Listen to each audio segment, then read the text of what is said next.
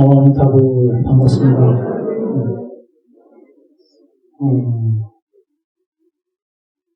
이렇게 천일길에 회양 법문인지 저는 알지도 못했습니다. 그냥 법문을 좀 부탁해서 내가 보였는데, 저는 뭐 사실 뭐 학식이 그렇게 높은 것도 아닌데, 이제 연불 출가해가지고 연불 시험 법문 만나가지고 숙소에 2년 돼서 그런지 모르지만 출가하자마자 바로 연불 법문을 만났습니다. 올해 33년째 연불 법문을 수양했고, 제 방선을 해서 한 10여 년 이상 이렇게 연불선을 수행하면서, 제가 이제 실제적으로 연불 수행하면서 불자님들에게 도움이 될 만한 이제 우리 수행에 관해서 말씀드리려고 합니다. 이제 우리 불자님들이 이렇게 열심히 연불 수행하시는 이런 모임 단체가 좀 희유합니다. 많이 없어요. 그래도 예전에 비하면은 세월이 정말 그러면서 연불 수행이 지금은 제가 출가했을 당시하고는 정말 비교할 수 없을 정도로 많이 활성화됐고, 이렇게 정말 만일을 목표로 이렇게 연불 정진하시는 분들 부처님 있는 걸 보고, 정말 저도 숙연해질 정도입니다. 쉬운 일이 아니다. 천일을 하는 것도 쉬운 일이 아닌데, 만일을 목표로 한다는 거죠. 이제, 그래서 우리 불자님들이 이렇게 연불을 함에 있어서,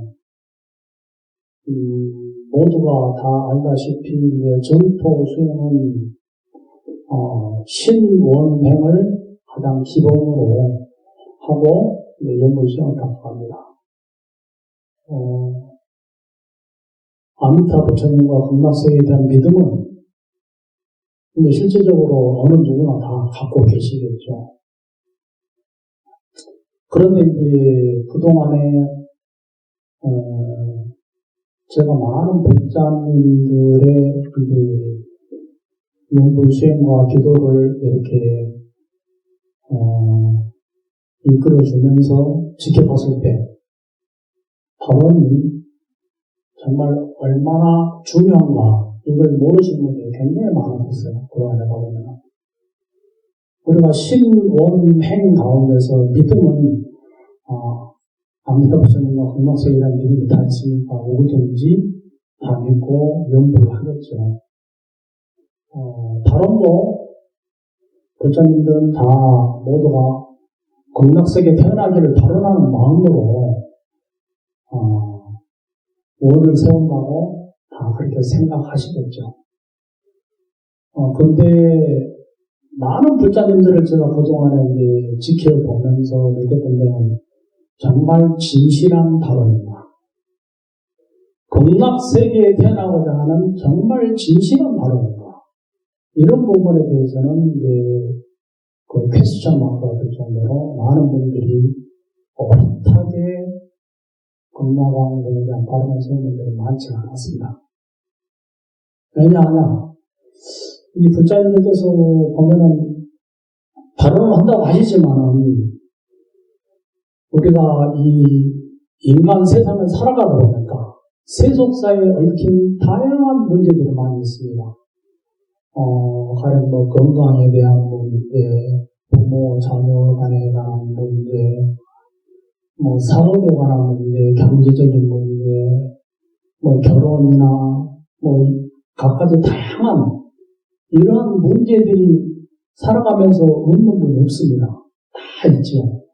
그러다 보니까, 실제적으로, 신원행 가운데서 가장 중요한 게 발언인데, 그 발언의 부분에 있어서 많은 불자님들이, 이렇게 법문을 들을 때는 극락왕생을 바로 난다고 하는 것 같지만 실제 일상생활에 돌아가게 되면은 많은 분들이 아이고 우리 아들 딸이 빨리 시집장가 들어갔으면 좋겠다. 또 뭐 대학 시험에 합격했으면 좋겠다. 누가 아픔을 낫게 됐으면 좋겠다. 경제적으로 몸이 해결됐으면 좋겠다. 등등 세속적인 이런 문제들을 떼어놓을 수가 없게 됩니다. 그래서 우리가 아미타 부처님을 부른다고 해서 반드시 극락왕이라는 얘기 아니라는 걸 알 수 있어요. 우리는 아미타불을 부르면 다 극락왕이 할 것 같지만 그 중생의 마음이 어디를 향하고 있는가? 오직 서방정토 극락세계 나고 죽음이 없는 정말 부처님 나라 온갖 이 고통 세계에서 벗어나서 오직 즐거움만 있는 나라 그 부처님 나라만을 생각하는 마음을 갖고 있는가? 아니면 남한타를 부르면서 다른 한편으로 우리 아들까지 잘 됐으면 좋겠습니다. 누가 아픈 사람 낫게 됐으면 좋습니다. 경제적으로 해결됐으면 좋겠습니다. 이런 생각을 계속 갖고 있는가? 이게 관건입니다. 근데 많은 중생들이 사실 그러한 세상살이의 그런 문제를 떨쳐버리기가 어렵습니다. 그러다 보니까 정말 어긋한 마음으로 오직 극락세계의 왕생하기를 바람합니다. 이 발언이 잘 안 됩니다. 그래서 우리가 중요한 게 극락 왕생을 하고자 하는 모든 연불 수행자들은 세속에 대한 미련과 집착을 다 내려놓아야 됩니다. 그렇지 않고는 극락 왕생하기가 쉽지 않습니다. 우리가 이제 모량수행에서 보면은 법장기구 48병 가운데 18번째 신년 왕생이 나와요. 이거 10번만 부처님을 부르고 극락 왕생할 수 있다라고 이제 신년 왕생에서 나오잖아요. 그런데 부처님께서 그 법장기구 48병 가운데서 뭐라고 말씀하셨냐? 가령 제가 부처가 될 적에 시방세계의 모든 중생들이 지신신나고 지극한 마음으로 신나 믿고 기뻐하며 내 나라에 태어나고자 했을 때에 단 10번만이라도 이 아미타불라는 명호를 부른다면 누구든지 극락왕을 할 수 있다. 단 5역제와 정법을 기반한다면 제외를 한다. 이렇게 나왔습니다. 아미타부처의 명호 10번, 나무 아미타불을 10번을 부르는데 그냥 부르는 게 아닙니다. 그냥 나무 아미타불, 나무 아미타불, 나무 아미타불, 나무 아미타불, 나무 아미타불 10번 했으니까 극락왕생하냐? 그렇지 않아요. 그렇지 않아요. 지신신납입니다. 지극한 마음으로 정말 우리 가슴이 미어질 정도로 부처님에 대한 환심과 사무치는 그리움, 정말 기쁜 마음, 그런 마음으로 우리가 나무아미타불을 10번 불러야 합니다. 그럼 어떻게 해야 우리가 지극한 마음으로 부르겠습니까? 마음한테 정말 정성스럽고 간절하게 불러야 돼요. 그냥 나무아미타불, 나무아미타불, 나무아미타불 이게 아니에요. 나무아미타불 이렇게 정말 나무아미타불 내 가슴이 진짜 안에서 우리의 심장이 정말 막 이렇게 폭발할 정도로 지극한 마음이 되어야 되는 거예요. 그런 마음으로 정말 그 부처님의 아미타 부처님의 그 위실력과 공력과 이런 믿음을 있어요. 환심을 내가지고 부처님을 열심히 불러야 되는 거예요. 그런데 보통 많은 법사님들이 연구를 할 때에 간과하는 것이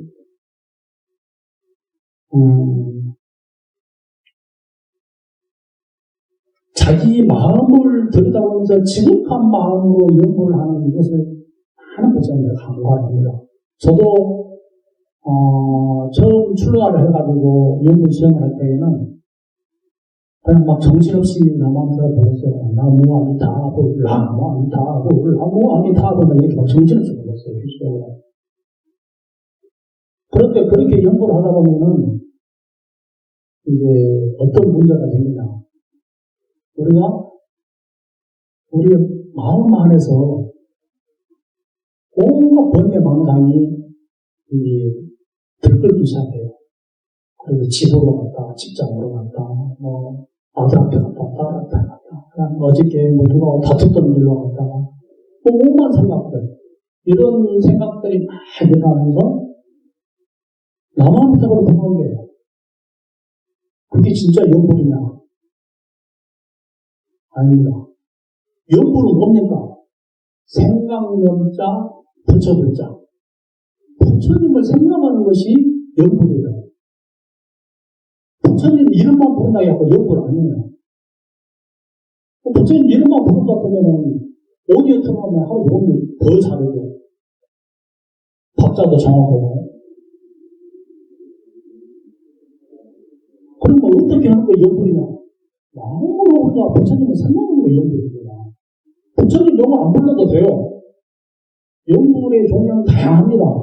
부처님의 모습을 생각해도 연불이고 부처님의 공덕을 생각해도 연불이고 부처님의 찬란한 법신 광명을 생각해도 연불이고 부처님 명으로 부르는 연불이고 그냥 나무함사 부르는 칭명 연불 가운데 하나예요. 칭명 연불을 하는 이유는 우리가 안에서 번뇌 망상이 계속 들끓고 우리를 요동치게 만들기 때문에 그 번뇌 망상을 제압하기 가장 쉬운 방편의 하나로서 칭명 연구를 하는 겁니다.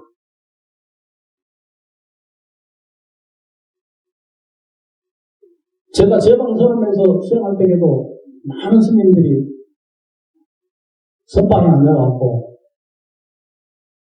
하루 종일 수행을 하는데 일념으로 하도를 들은 스님들이 거의 없었어요. 전체적으로. 왜 그러냐? 안에서 번뇌망상이 계속 요동치거든요.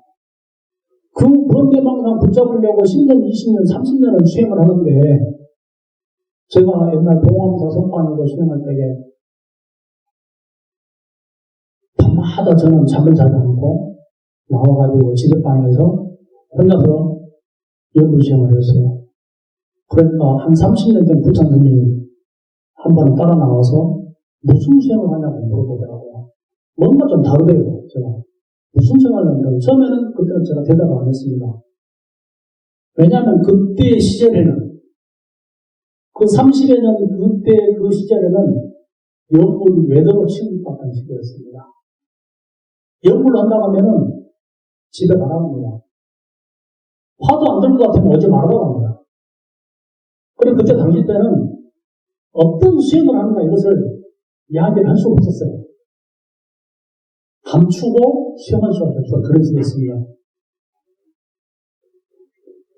나중에 이제 의심스러워서 그 스님이 묻는 의도를 파악하기 위해서 한참을 이렇게 쭉 질문하고 이야기를 하다 보니까 그 스님께서 오랜 동안 화두를 들고 수행을 했는데 수행이 진보가 없다는 거예요. 그러면서 나를 보니까 뭔가 좀 다른 것 같다는 거예요. 그러면서 어떤 수행을 하냐고 물어봐서 이 스님이 정말 수행에 대해서 열린 마음이 있구나라고 싶어서 그때는 제가 사실 이야기했습니다. 저는 점토선이라는 연구 수행법을 하고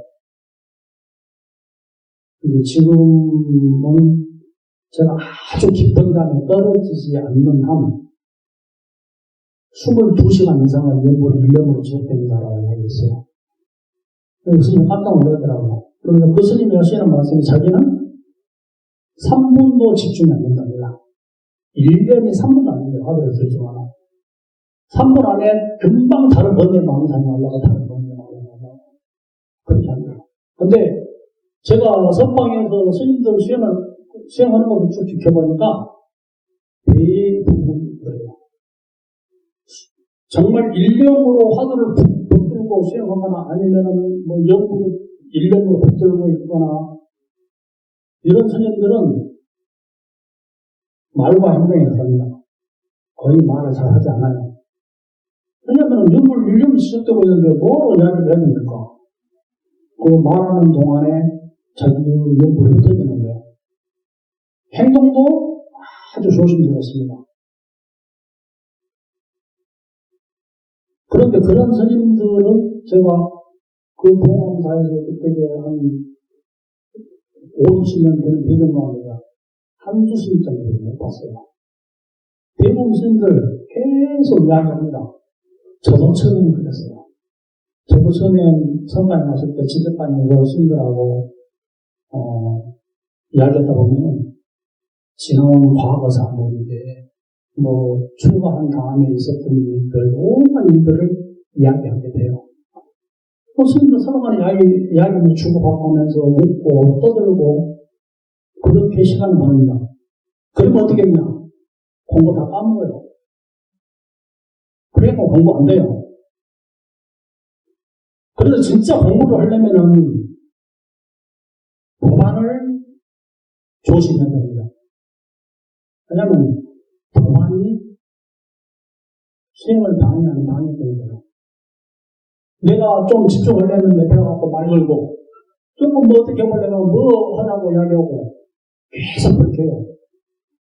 그래서 정말 우리가 공부가 일념으로 들어가는데 가장 큰 방해라는 건 도반이에요.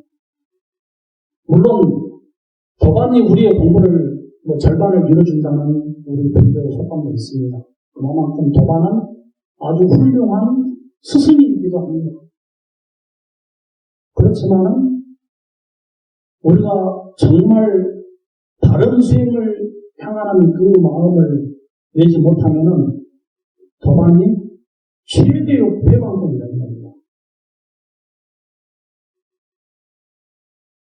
낯선 불자님들, 전혀 보지 못한 불자님들하고 수행을 하게 되면 어떤 문제가 있냐? 긴장을 하게 됩니다. 조심스럽잖아요. 모든 사람인데. 근데 도반하고 있으면 편안하잖아요. 내가 조금 잘못해도, 실수해도, 뭐 헛으로 말해도 다 받아줄 수 있어요. 그러니까 해태해져요. 긴장하지 않아요. 근데 낯선 불자분들 그 틈속에 들어가면은 혹시라도 실수하면 어떻게 되나? 혹시라도 저분이 지적받으면 어떻게 되나? 이래서 조심해야 됩니다. 출반 스님도 똑같아요. 저도 그랬어요. 저도 선방에서 수행할 때 도반들하고 함께 짝을 이뤄가지고 방문을 들여가지고 수행을 하게 되면은 그 도반이 있으니까 도반한테 의지하고 함께 이야기하고 이런 개념이 있어요. 근데 나중에 제가 정말 발심을 해가지고 정말 내가 공부를 성취하겠다는 그 마음으로 다시 출발을 했을 때에는 도반들과 전혀 인연이 없는 연락이 닿지 않는 그런 곳에 혼자서 방부를 들어가지고 공부를 하러 왔습니다. 그러니까 그래도 워낙 아는 스님들이 많다 보니까 한두 스님 만나게 돼요. 제가 2000년도에 음악세계를 다녀오신 관정군수님을 초빙을 해서 그 강진 100년사방에서 큰 부패를 했었습니다. 그때 제가 관정군수님께 스승과 제자 인연을 맺고 그때부터 본격적인 연불 수행 정리를 했습니다. 물론 그 전에도 처음 출가에서부터 연불 법문을 만났고 청학군수님의 실상관이라든가 동종 여러 스님들의 연불 법문을 접하고 연불 시험을 하기는 했지만 본격적인 연불 시험을 한 것은 관정권 스님과 인연이 된 다음부터였어요. 제가 그때 강진 백년사에서 토벌에서 3년을 이제 지역하고 혼자서 토벌에서 시험을 했는데 그 기간 도중에 이제 관정권과 인연에 대해서 정토선에 대한 가르침을 받고 또 큰 스님 모시고 정무를 순회를 하면서 법회를 하고 이러면서 연구를 이제 했었는데 그 토굴에서도 그냥 살아가는 게 아니에요. 그 토굴에 다니는 데도 보면 이제 큰절에서 스님이 연구 잘하니까 내려와서 천도 좀 지내주시오, 뭐 행사에 못 좀 해주시오, 막 이러면은 그 도량 안에 사니까 어쩔 수가 없는 거예요. 상도 안 할 수가 없는 거예요, 제가. 그러다 보니까 이제 얽힌 부분들이 있죠. 그래서 그때 당시 때 그 관념 선생님 만나게 되면 저도 이제 전통 연구로 계속 연구를 했었죠. 경전에 나온 대로 반주 삼례도 한번 바꿔보려고 잠도 안 자고 막 토벌에서 혼자서 막 진짜 뭐 목각도 치고 뭐 깡금도 뜰줄을 가면서 이렇게 막 계속 연구를 하고 이렇게 했었지만은 기존의 전통 연구로 해보니까 잠을 안 자고 뭐 하루 이틀 이렇게 한 정도 되면은 꿈속에도 연구를 돼요. 남아함에 살고 꿈속에서 막 남아함에 살고 한다고 해요. 그런데 내면의 성품자리인 자성에서는 연구를 흘려나오지 않았어요. 그래서 관전 권수님의 가르침대로 내 내면의 성품을 일깨워서 자성의 연구라는 이 공부를 내가 이뤄내야겠다는 마음으로 이제 강진 백년을 떠나서 그때 봉화문을 얻었습니다. 근데 봉화문사에 갔다 해서 바로 공부 다 된 건 아니에요. 제가 간절한 마음을 냈기 때문에 그때는 부처님 전에 간절하게 성을 하면서 깊이고 이 안거에서 제가 공부를 성취하게 해주십시오 하고 부처님 전에 간절한 발언을 하면서 이제 공부를 했을 때에 첫 번째로 공부의 장애를 제거하기 위해서 무건을 선택했습니다. 왜냐하면 그 공항나라의 도반들이 몇 명 있었어요. 몇 분 있었기 때문에 그 스님들과 얘기를 하게 되면은 이번에도 공부가 다 수포로 돌아간다 이렇게 마음먹고 저는 무건을 선택했습니다. 물론 대중에게 무건하겠다고 공식적으로 이야기하지는 않았어요. 제가 이제 그동안에 조금 쌓였던 노하우가 선방에 몇 년 다니면서 쌓였던 노하우가 뭔가 내가 뭘 하겠다라고 이야기하면은 마장이 많이 생겨요. 오늘부터 제가 뭐 5분씩 하겠습니다. 1종씩 하겠습니다. 그러면은 그거에 대한 마장이 굉장히 많이 생겨요. 누가 막 자꾸 옆에서 먹으라고 옆에서 막 자꾸 찔벅거리기도 하고 또 1종씩 하다가 너무 허기가 들어갖고 안 되겠다. 초콜릿을 한번 먹자. 먹으면은 그 초콜릿 먹으면 막 시비 걸어오기도 하고 등등의 여러 가지 그 장애들이 많이 생기기 때문에 그러한 것들을 이미 제가 눈칫밥으로 알아가지고 절 눈칫밥으로 알아서 봉화문에서는 무건하니까 말하지 않았어요. 그리고 혼자서 무건했습니다. 도반님 앞에 걸어오면은 첫 번째 잘못하면 또 말을 걸어주시니까 제가 고개 딱 돌려서 뒤로 도망갔어요. 뒤쪽으로 뺑 돌아가고 다른 데로 가버렸어요. 그런 식으로 이제 스님들을 회피하는 겁니다. 가급적이면 한 자리에 앉지 않으려고 회피하고 그런데 어쩔 수 없이 그 한 자리에 만나는 그런 일이 있어요. 있다 보면 그 한 자리에 있다 보니까 90일을 함께 살다 보니까 안 만날 수 없어요. 앉아서 또 도반들을 만나가지고 도반들이 말을 걸어오면 그때는 어쩔 수 없으니까 제가, 나보고는 말 걸지 마시오. 이럴 수 없잖아요. 네가 뭐가 잘났다고, 뭐 공부를 한다고, 이렇게 이제 또 시비 걸고 여러 가지 장애를 줄 것이 뻔하기 때문에, 그냥, 예, 아니요. 이 두 마디에 하지 않았어요. 반드시 대답해야 되는데, 대답하지 않아도 된다 그러면 침묵지키고 있고, 속으로 계속 연구 정리고, 반드시 대답해야 되는 그런 상황이면, 예. 그렇잖아요. 아니요. 이 두 마디만 하고 더 이상 말하는.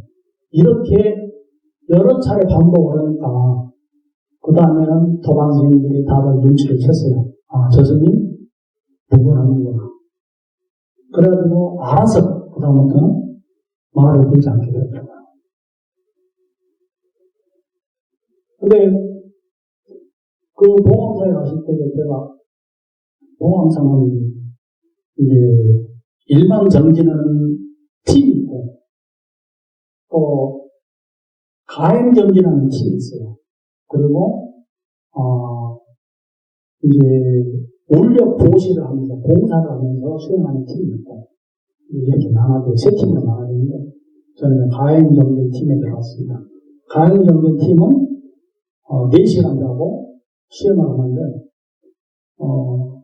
제가 수행에 대한 좀 욕심이 많고, 경쟁심도 좀 많아요. 그러다 보니까, 4시간 자는 것을 저는 2시간을 또 쪼개갖고, 2시간을 혼자서 나와서 가행정진을 했어요.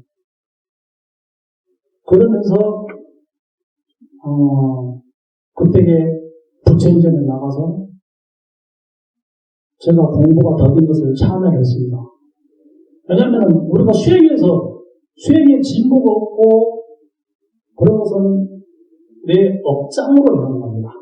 우리의 업장이 가로막고 있기 때문에 수행이 앞으로 나가지 못하는 겁니다.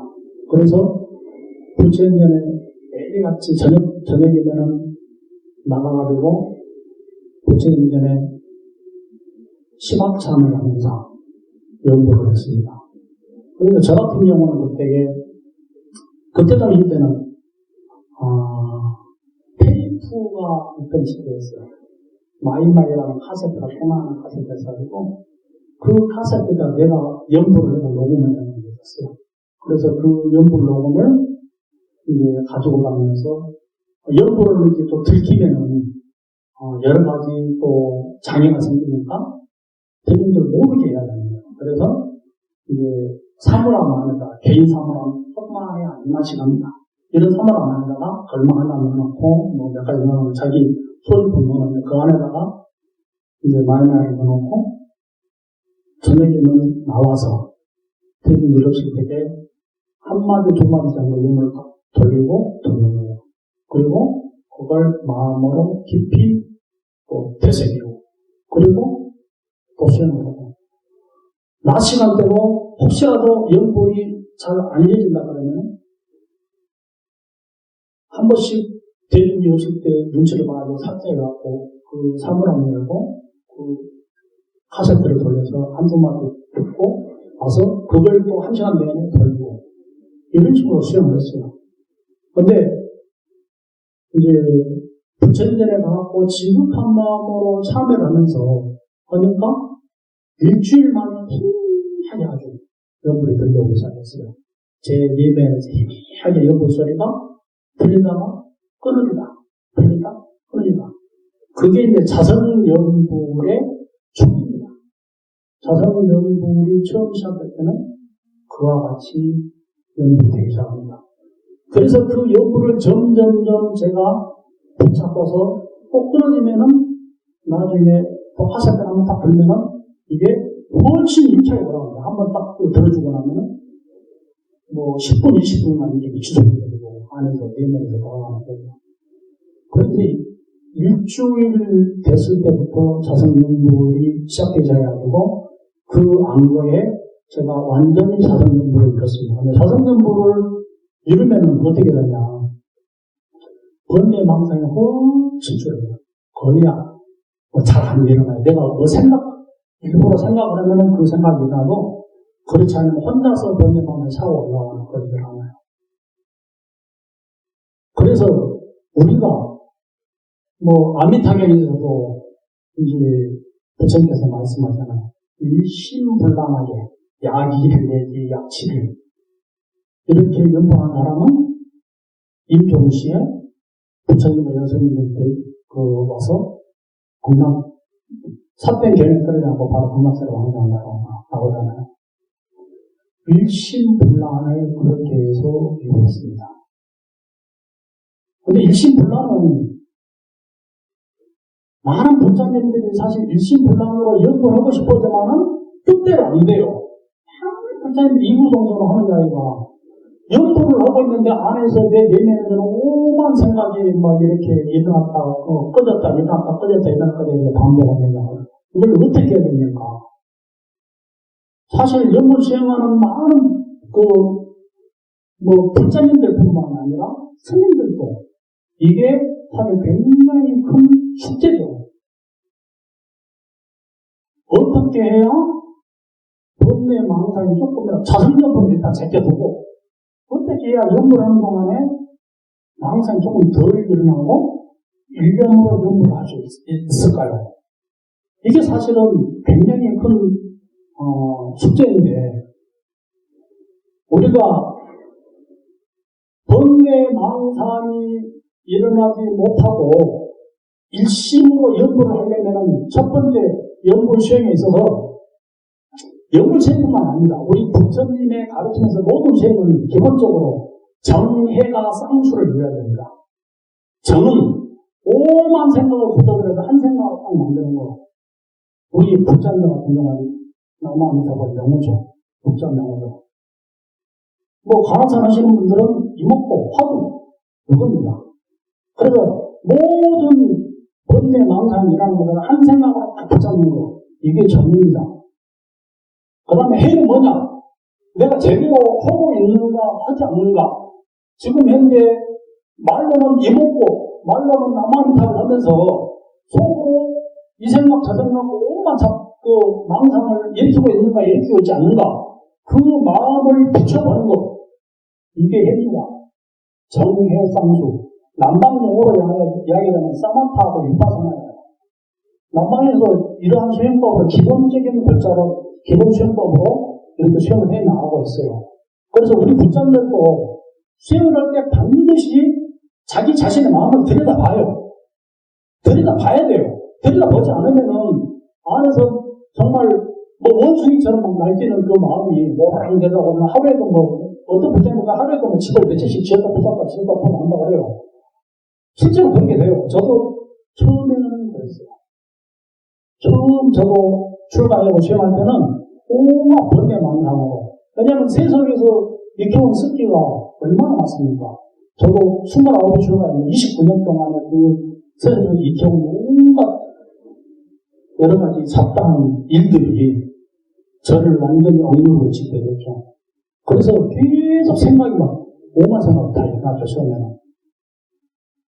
그런데 그러한 번뇌 망상을 제압하기 위해서 가장 중요한 게 뭐냐면은 마음을 비춰보는 겁니다. 왜 번다라고 하면 안 될까? 마음을? 우리가 연구를 하기 위해서 그러면 어떻게 해야 마음을 비춰보고 싶습니까? 물어보는 게 있어요. 아까도 좋은 데는 물어봤는데, 부장님. 어떻게 해야 비춰봅니까? 어떻게 해야 마음을 봅니까?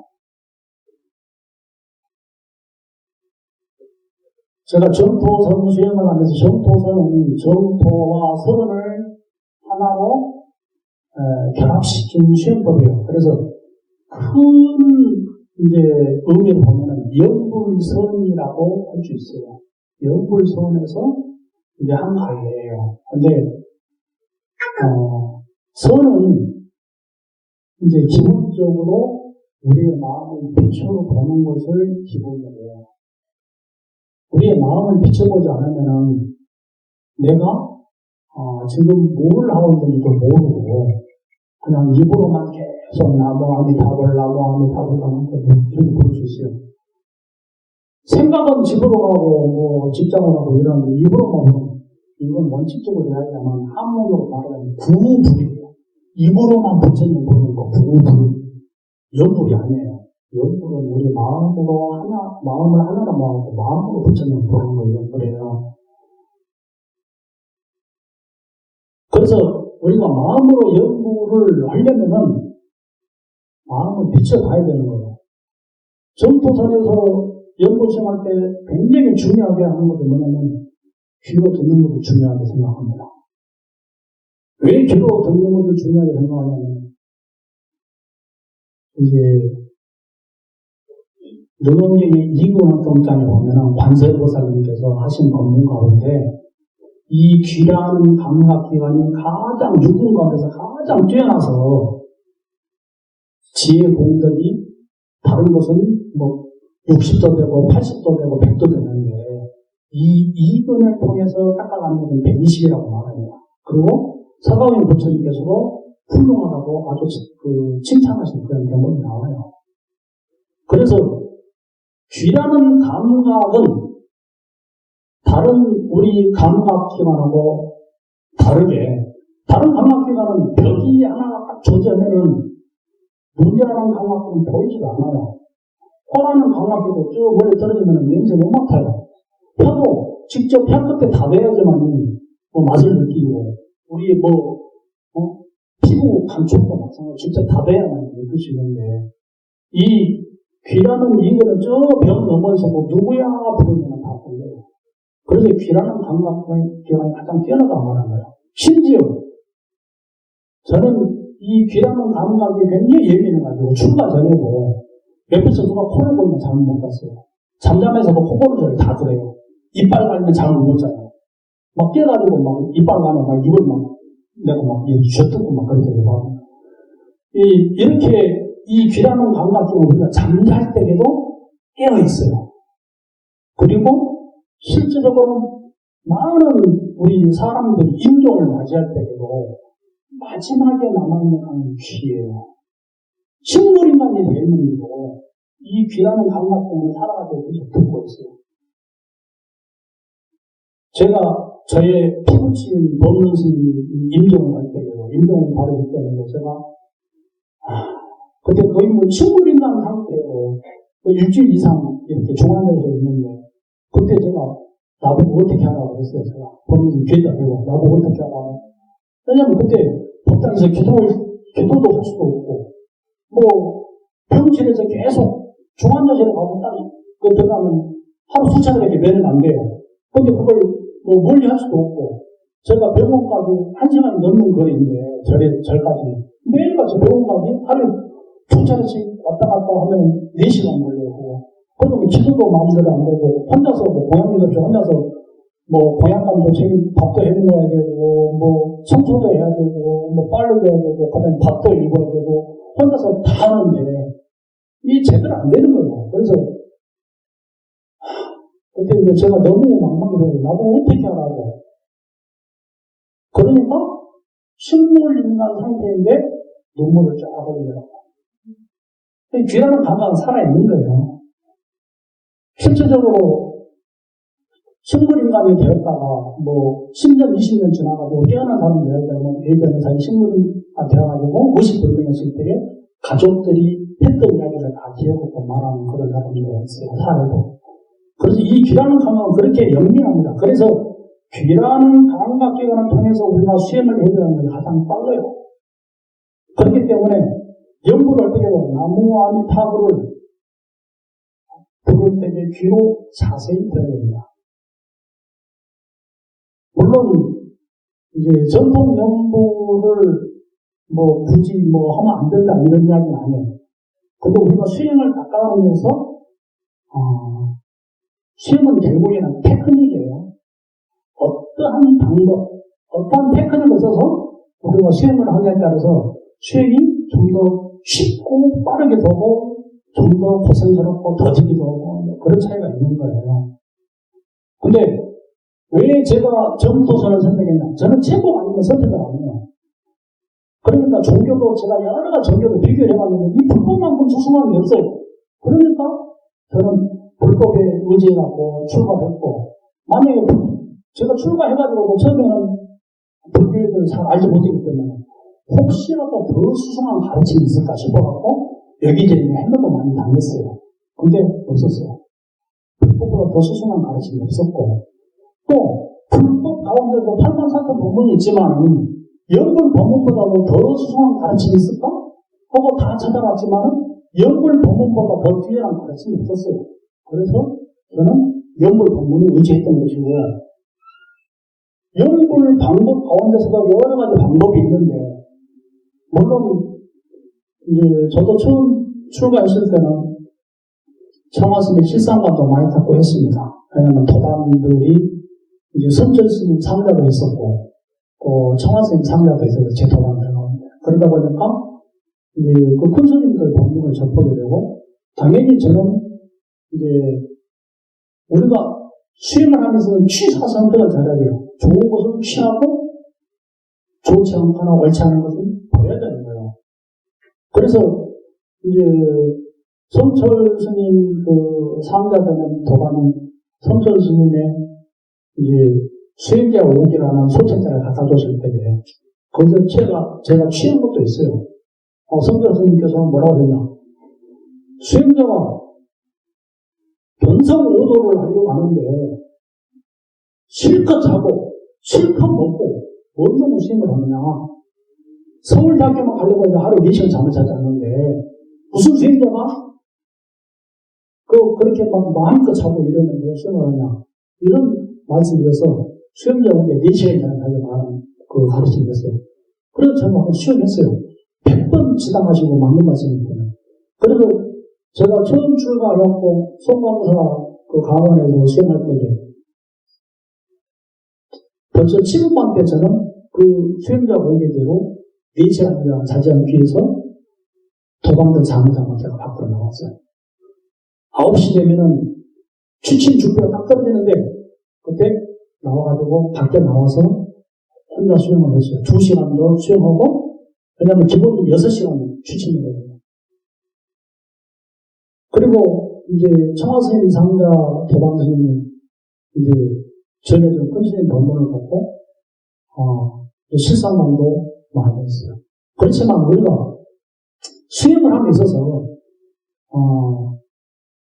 어떤 것이 나에게 맞는가 맞지 않는가 먼저 이것을 잘 우리가 봐야 돼요. 그리고 쉽고 빠르고 잘 맞는 방법을 선택을 해야 되는 겁니다. 물론 반드시 저는 전투선만을 해야 된다고 주장하지는 않아요. 사람마다 다 다르기 때문에, 근기가 다르기 때문에 전투선이 아닌 다른 수행법을 해도 되는 거예요. 그렇지만 원리는 그래요. 정해상수를 하고 있느냐 하지 않는 겁니다. 전투선 역불법은 일반 역불법과 이제 다른 차이점이, 첫 번째는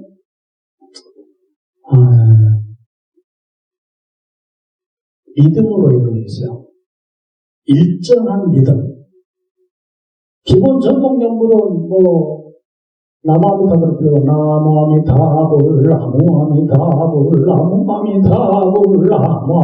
이렇게 스님이 자유곡으로 곡을 올렸다가 내렸다 올렸다가 마음대로 해요. 근데 전통 연불은 극락성에서 배우는 가르침이에요. 이제 관전포 스님께서 관세보다는 간피력으로 극락정토에 갔을 때에 그 극락정토에서 배운 연불법이기 때문에 그 극락세계에서 수행하는 방법이라고 하는데 이 연불법은 두 마디 리듬에 딱 정해져 있습니다. 그래서 일정한 리듬, 일정한 박자로 연불을 하는 것이 이제 차이점이라고 할 수 있어요. 기술적으로. 그래서 일정한 리듬을 갖게 되면 어떻게 되느냐. 굳이 나무아미타불 명곡을 소리내지 않아도 멜로디만 흘러나오면 연불이 돼요. 가령 나무아미타불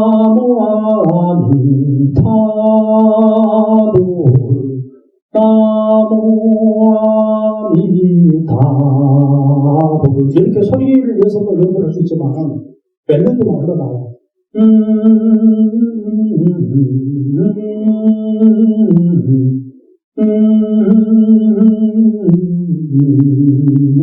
이렇게 멜로디만 나오고 안에서 절대로 연불이 똑같이 돼요.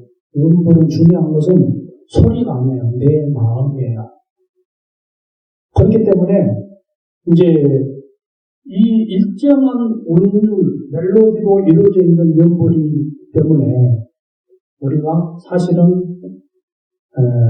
우리 내면에 깊이 각성을 시키는 힘이 있어요.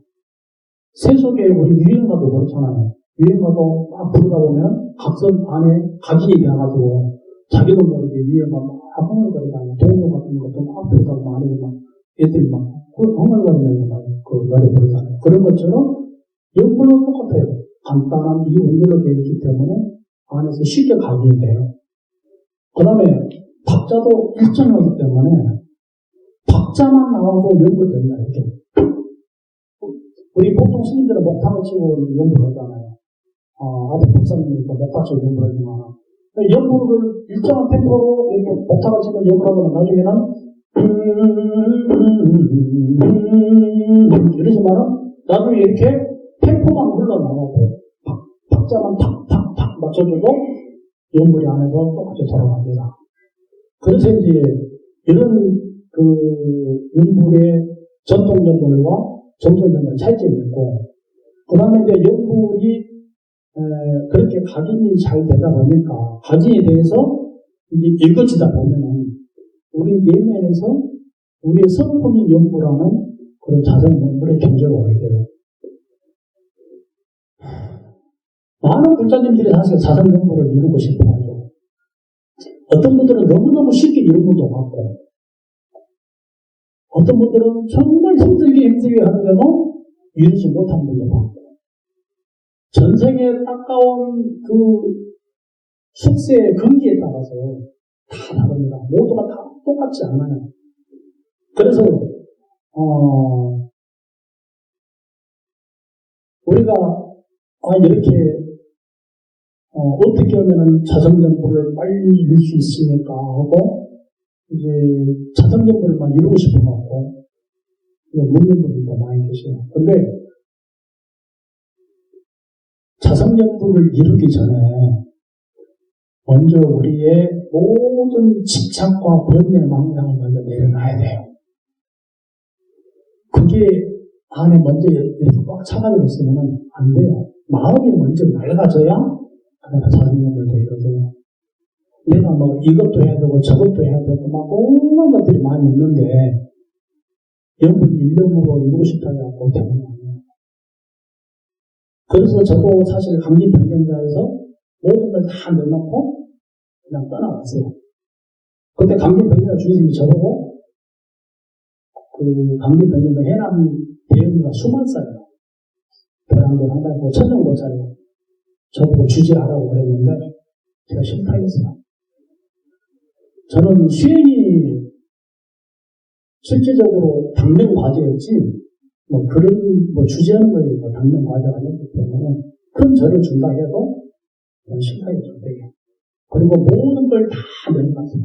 다 내려놓고 난 다음에 그러고 나서도 자성연불이 빨리 이루어지지 않으니까 부처님에 나가지고 계속 참여를 했어요. 참여하고 그리고 공부를 성취할 수 있게 해달라고 불보사님께 도와달라고 계속 매달리면서 정말 간절하게 직업정성으로 그렇게 공부를 했어요. 그래서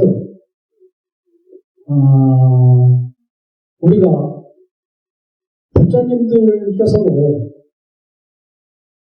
정말 그 연불 수행을 하는 데 있어서 일념을 이루기 위해서는 첫 번째로 마음을 항상 비춰가야 돼요. 마음을 비춰서 내가 나무암탑을 할 때에 마음으로 똑같이 따라서 해야 됩니다. 번뇌 망상이 올라가고 활개치지 못하도록 내가 나무암탑을 할 때 꼭 전토선 연불 리듬을 해야 되냐? 그렇지 않아요. 원리는 다 똑같아요. 하여 나는 음악성이 많이 떨어져요. 저는 음치예요. 그런 불자님들이 있어요. 그런 불자님들 제가 한마디 갖고 연불을 할 수 있도록 해주는 게 있어요. 저는 나무암탑 그거 하나만 해드렸어요.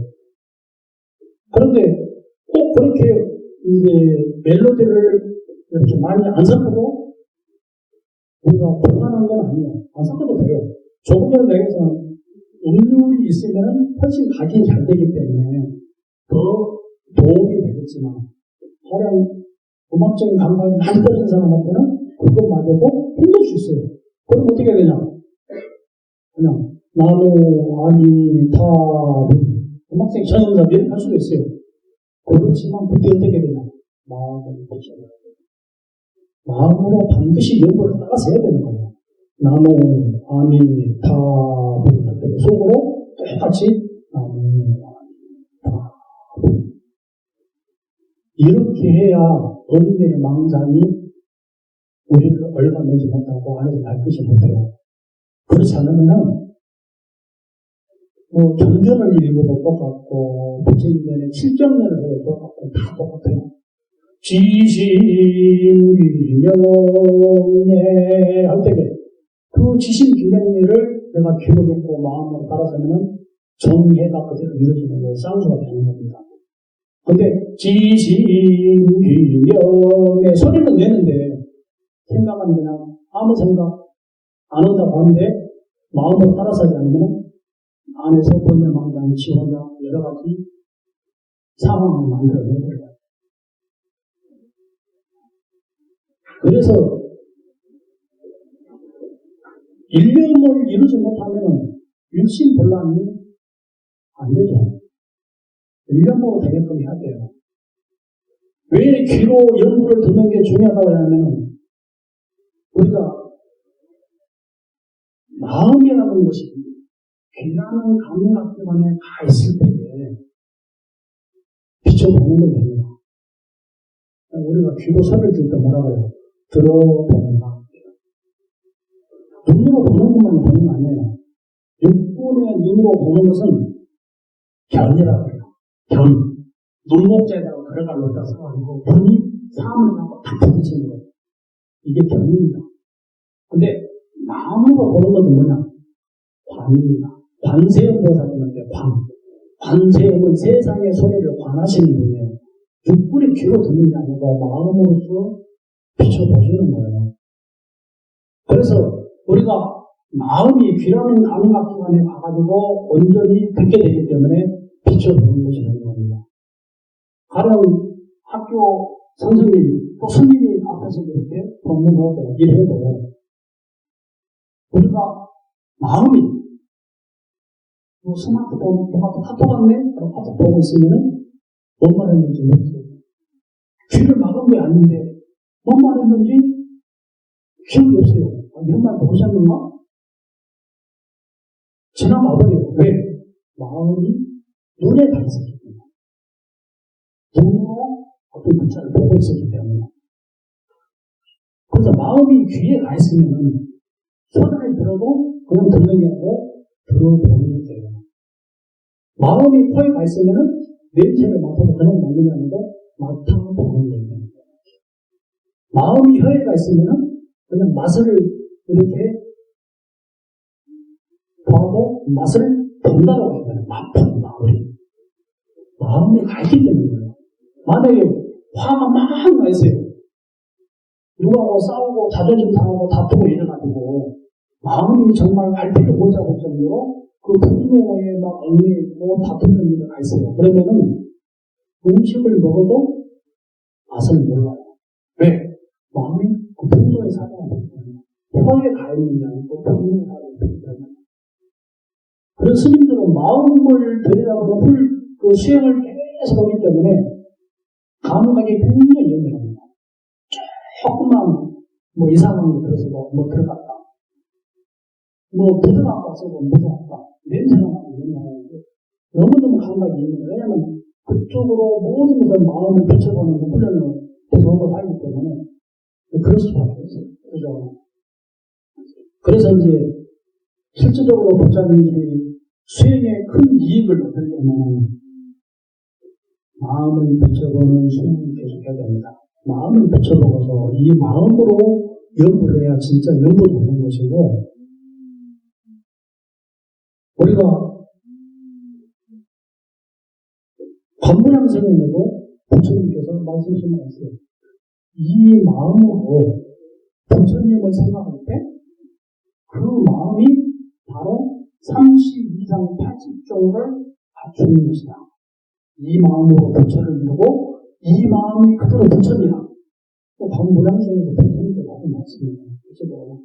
그러니까 우리가 마음으로 무엇을 지금 생각하고 있느냐, 무엇을 짓고 있느냐에 따라서 이 순간 우리가 부처님이 되기도 하고 업보 중심이 되기도 하는 겁니다.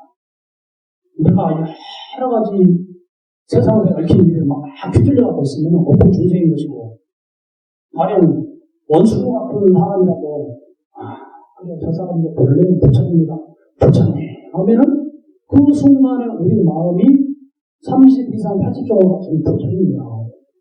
부처님이 하신 말씀은 이게 죄가 아닙니다. 이제 우리가 진짜 연구는 바로 그런 겁니다. 그래서 우리가 지극한 마음으로 연구를 해야 건강왕성할 수 있지. 그냥 마음이 다 올라가 이렇게 한다고 건강왕성 하시는 거 아니라는 거. 우리가 임종시에 목숨을 마치려 할 때에 우리가 여러 가지 악업을 짓고 계율을 범하고 또 오역질을 심지어 전법을 비방하는 이런 사람들은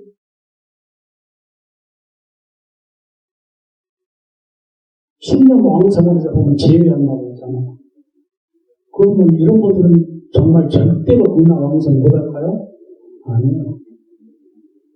관무량생에서는 그런 분들도 왕생할 수 있다고 또 말씀해 놓으셨어요. 근데 어떻느냐? 그런 사람들은 임종을 맞이했을 때에 그 업보로 인해 가지고 지옥의 맹렬한 불길이 다가와서 연보를 고언을 하고 부처님의 공덕을 찬양하고 가르치고 해도 그걸 부처님은 생각할 겨를이 없다고. 왜냐하면 업장이 너무 두텁고 그 지옥의 업보를 받을 과거를 저질렀기 때문에. 그렇지만은 이러한 사람이라도 선지식의 가르침에 의해서 지극한 마음으로 단 10번만이라도 부처님의 명호를 부르면 인하왕생할 수 있다고 합니다. 모든 80억급의 죄업이 소멸되어가지고 그 지옥의 맹렬한 불길을 꺼주고 연하계가 내려와가지고 극락왕생이라고 나와요. 하품화생의 왕생하는 의미에서 보면 그렇게 나옵니다. 그러니까 누구에게나 기회가 있는 거예요. 그럼 왜 무량수행에서는 오역죄하고 전법을 비용한 사람들은 제외하고 한다고 했어요. 그만큼 인생은 하지 말아요. 선지식을 만나기도 어렵고, 우리가 임종하면서 살아생전에도 선지식 만나기 어려운데, 임종하는 그 찰나에 선지식 만나기 쉽겠어요? 선지식 만나기도 쉽지 않고, 또 선지식을 만났다 해도 그 법문을 들었을 때도 연구를 덜 없다 했잖아요. 그 업의 불길이 막 치솟기 때문에. 그렇기 때문에, 우리가 오역죄와 오역죄를 범하고 전법을 비방하고 하는 거 하지 말라고 이제 그렇게 말씀하신 것이죠. 중요한 것은 우리가 지극한 마음으로 연구를 해야 된다는 거. 부처님들 단 한마디를 불러더라도 우리가 만부를 부른다, 천부를 부른다, 이게 중요한 것이 아니에요. 부처님들. 예전에 그 절도 부처님들이 1000배, 3000배 막 이렇게 하면서 정신없이 막 풍덕이 막 이렇게 절시는 분들이 많이 계셨어요. 물론 그것도 나름대로 의미가 있어요. 의미가 없지는 않아요. 그런데 절에 우리가 근본을 따져보면 절은 뭡니까? 부처님께 예경을 올리는 거예요. 그럼 부처님께 예경을 올릴 때에 정말 부처님의 앞에 오셨어요. 근데 부처님 앞에 계시는데 막 정신없이 막 풍덕 저를 했어요? 아마 그런 사람 아무도 없을 거예요. 그러면은 왜 풍덕 저래요? 앞에 부처님 안 계시다고 하는 거예요. 부처님 계시는데 부처님께서 말하는 시방열에는 법계를 몸으로 삼는다. 모든 부처님들은 이 법계를 몸으로 삼는다 해서 법계를 몸으로 하는 건 없는 것이 없어요. 모든 중생들의 마음 안에 다 들어가 계시고 모든 마음물에 다 깃들어 있는 거예요. 그게 법계심이에요. 그럼 이 법당에만 계신 게 아니고 집에도 계시고 기독교 교회도 있고 성당 안에도 있고 다 있어요. 똥통이 있고 없는 것이 없어요. 부처님은. 근데 부처님 안 계시다고 생각하니까 막 궁금해 저러지. 정말 부처님이 오셔가지고 막 앞에 그 절을 받고 계시다고 생각해봐요. 막 정신없이 하겠어요. 중요한 것은 지성스러운 마음입니다. 간절하고 지성스러운 마음으로 우리가 모든 걸 해야 돼요. 연구를 하더라도 지성스러운 마음으로 해야 되고, 정전을 독송하더라도 지성스러운 마음으로 해야 되고, 절을 하더라도 정말 간절하고 지성스러운 마음을 해야 됩니다. 지성스러운 마음을 할 때 우리의 업장이 높아지고 우리의 소원들이 저절로 이루어져요. 우리 아들딸 잘 되기를 이러지 않아도 다 돼요. 부장님은. 오직 정말 중요한 바람은 뭐예요? 금락왕성인 거잖아요. 그러면은 왜 금락왕성을 해야 돼요? 나고 죽음이 없으니까 모두가 다 정말 즐거운 걸 누리고 모두가 다 부처님 되니까 모두가 불태전에 경계에 들어가잖아요. 금락왕성이. 불태전에 들어가서 모두가 다 부처를 이루는데 그렇기 때문에 금락왕성하려고 하는 거 아니에요? 근데 왜 혼자만 가려고 그래요? 부모님도 가셔야 되고 부부도 가야 되고 자녀들도 가야 되잖아요. 그러면은 자녀한테 좋은 대학 들어가갖고 좋은 직장 취직해서 시집장가 잘 가갖고 잘 먹고 잘 살아라. 이게 진짜 아들을 위한 길이에요? 아들, 딸도 전부 다 금락왕성하는 걸 해야 되잖아요. 그런 건 내가 부처님에 빌지 않아도 다 돼요. 부처님들이 기도할 것은 우리 아들, 딸, 잘 되고 시집장가 잘 가기 이런 게 아니고 우리 아들, 딸들도 전부 다 보이심을 말해서 연구를 해서 금락왕성해 해주세요. 우리 부모님도 어쨌든 간에 연구를 열심히 해서 금락왕성해 해주십시오. 우리 남편도 우리 아내도 금락왕성해 주십시오. 이 원을 세울 때 그 원이 누구의 원이에요? 여러분 각자 자신의 원이잖아요. 그렇기 때문에 여러분들이 금락왕성하게 되는 것이고 부모, 형제, 자녀, 친구들 모든 사람들도 그 내 발언으로 그 발언을 향 공동하는 그 인연으로 금락왕성하게 되는 거예요. 이게 진짜 우리가 닦아가야 될 발언이에요. 그리고 신원해 가운데 처음에 말씀드렸던 원이 이렇게 소중하고 제일로 중요하다는 것. 행은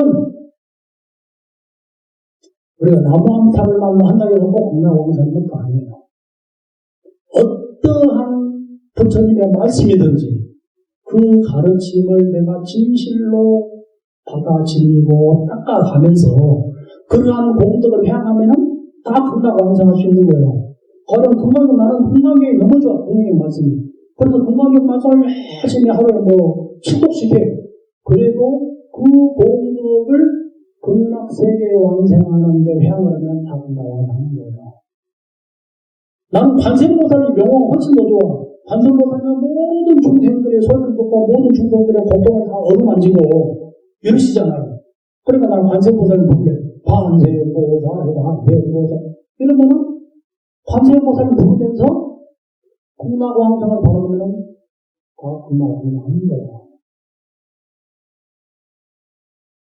우리가 행위 반드시 아미타불이라는 명호를 불리야만 행위 부족되는 것이 아니에요.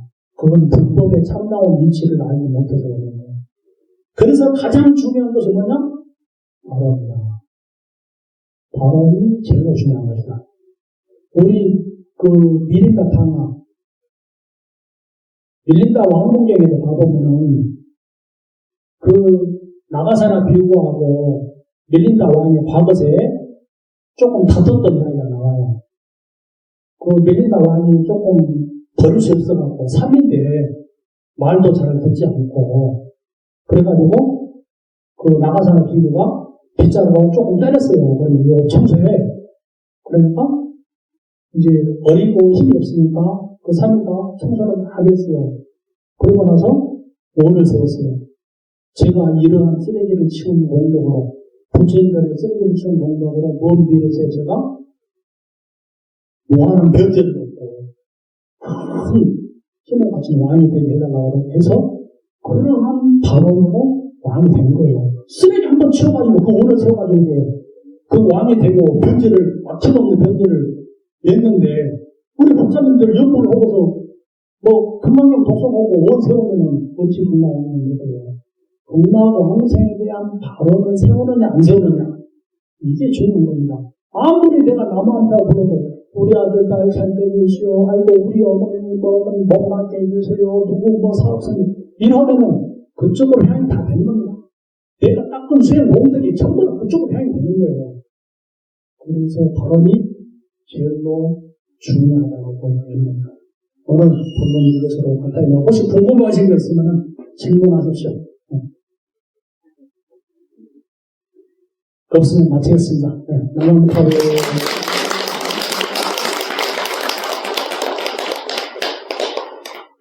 나무 아미타불